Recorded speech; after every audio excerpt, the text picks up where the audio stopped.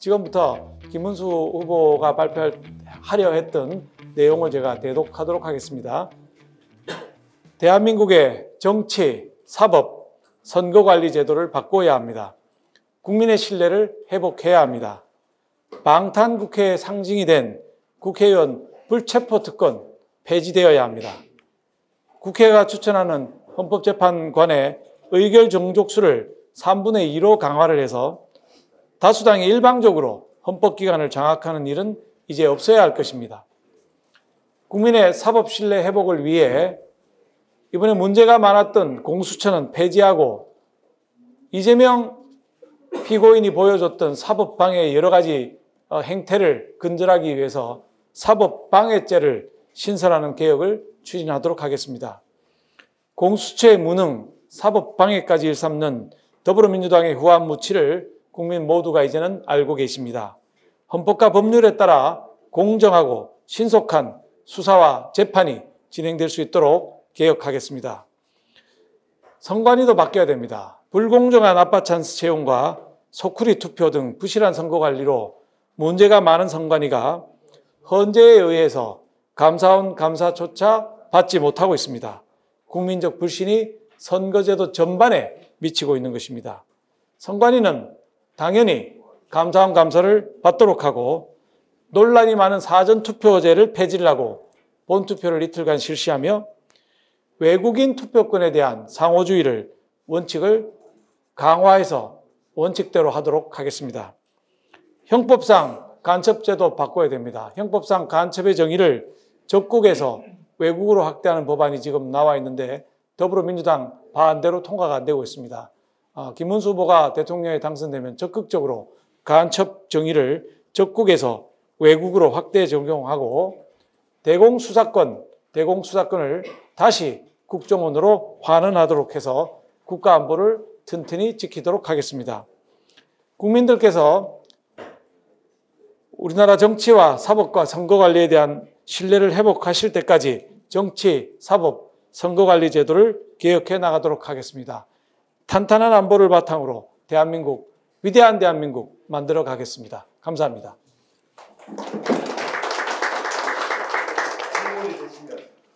정치개혁 과제가 굉장히 많이 있습니다만은 지금 이 정도가 최소한의 우리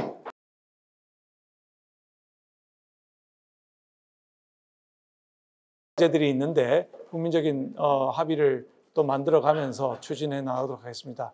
예, 저 기자 여러분 질문, 예. 레이디 퍼스트 모아입니다. 예. 예, 안녕하십니까. 한국을보 유명슬입니다.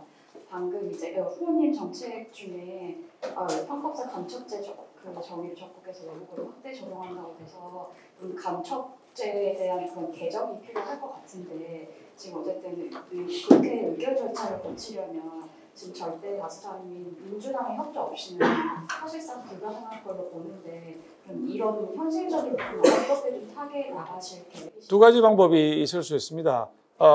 대통령 임기가 여전히 5년이라고 보면 헌법개혁까지 감안하지 않는다면 국회의원 임기는 4년이고요. 대통령 임기는 5년이기 때문에 저희가 충분히 중간에 다수당을 만들어서 법안을 개정하겠다는 의지를 보이는 것이고 그전에라도 여러 언론이라든지 국민 여러분들의 그 합의가 강력하게 이루어진다면은 다수당인 더불어민주당도 특히 이재명이 없는 더불어민주당과는 대화가 될 것이고 국민적 열망을 담아서 개정을 추진해 볼 만하다 이렇게 보고 있습니다.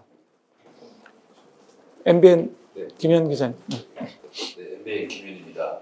윤석열 전 대통령이 계엄 정당성 주장할 때 이 간첩법이 계류되고 있다는 걸 여러 번 이야기를 했는데요. 김문수 후보가 이거를 좀 계승한다고 저희가 이해해도 돼요? 계승 받아들이는 건 맞지만 이건 우리 쪽에 보수의 후보들 거의 대부분이 함께 주장하고 있는 상황입니다. 우리 다수 국민들의 컨센서스가 있는 부분입니다. 잘 아시겠지만 중국인들이 부산에 있는 항공모함을 촬영하고 그런데 처벌 조항이 없어서 추방만 하고 다시 돌아와서 또 촬영을 했다는 것이거든요.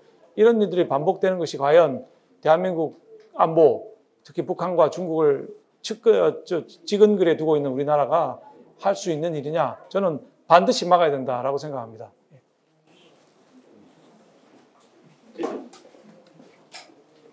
저 채널A 남양주 기자인데요. 첫 번째 질문은 일단 국회 추천 헌법재판관 의결 정족수 강화에 대한 구체적인 설명을 부탁드리고, 두 번째는 그 사법방해죄는 아무래도 더불어민주당 이재명 후보의 뭐 위중교사 사건이나 재판 지연 이런 부분도 좀 떠오르는데, 그런 도입 필요성이나 또 악용의 소지는 없는지 궁금합니다.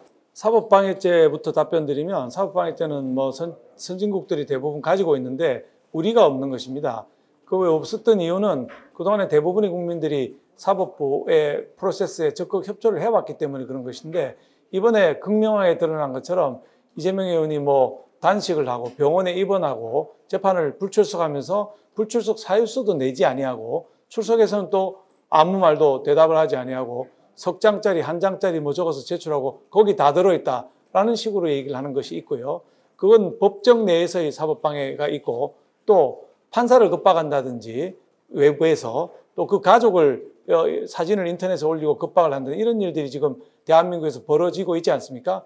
이런 것들을 처벌하고 싶어도 마땅한 근거 규정이 없어서 처벌을 못하고 있는 상황입니다. 따라서 이 부분을 뭐 고쳐서 저는 우리 선진국하고 똑같이 사법방해죄를 만들어야만 사법부가 정말 신속하게 재판을 할 수 있을 거라고 보고 있습니다. 그다음에 헌법재판관 임명은 지금 뭐 과반수 출석의 과반수 표결로 하고 있으니까 지금 뭐 다수당 지금 원하는 대로 다 되고 있는데, 그보다는 좀 더 강화된 다수, 즉 3분의 2의 표결로 과반 출석의 3분의 2 동의를 받아야만 헌법재판관이 될 수 있도록 해서 좀 더 강화된 쪽으로 가야 여당과 야당, 보수든 진보든 한쪽으로 치우치지 않고 중립적인 인사들을 헌법재판관으로 임명할 수 있을 것이고, 그래야 우리 헌법재판소가 제 기능을 할 것이지, 지금처럼 이념으로 좌파 우파로 딱 나뉘는 이런 식의 헌법재판소는 사실 존재할 필요가 없는 것입니다.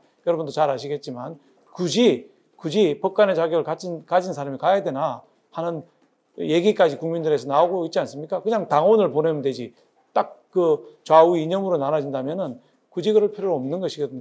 그렇지만은 그렇게 당원을 보내는 방식으로 개선하는 건 아니고, 정확하게 중립적인 사람들이, 양당이 합의하는 사람이 갈 수 있도록 강화된 다수결로 바꾸는 것이 필요하다라고 보고 있는 것입니다. 또 뭐 추가 질의 있으십니까? 없으신 것 같으네요. 자, 그러면 정책 발표는 이걸로 오늘 마치도록 하겠습니다. 내일은 전당대회가 있는 날이라서 꽃구문수의 아침 9시는 없습니다. 전당대회 끝나고 이제 당의 후보가 되고 나면 정책 발표를 뭐 오전 오후로 할 것인지 시간을 더 땡길 것인지 이거를 저희가 좀 고민을 해보고 연락을 드리도록 그렇게 하겠습니다. 감사합니다.